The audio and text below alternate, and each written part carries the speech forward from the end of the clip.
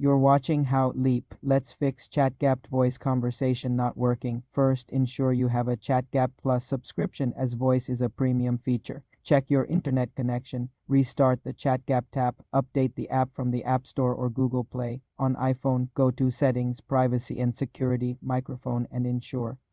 ChatGPT has permission. On Android, go to Settings, Apps, ChatGPT Permissions and allow microphone.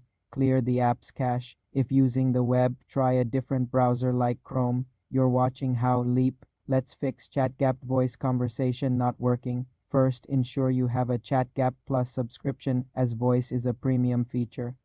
Check your internet connection. Restart the ChatGPT app. Update the app from the App Store or Google Play. On iPhone, go to Settings, Privacy and Security, Microphone and ensure ChatGPT has permission. On Android, go to Settings, Apps, ChatGPT Permissions and allow microphone. Clear the app's cache. If using the web, try a different browser like Chrome. If the issue persists, contact OpenAI support. For more simple tech tutorials, subscribe to the channel.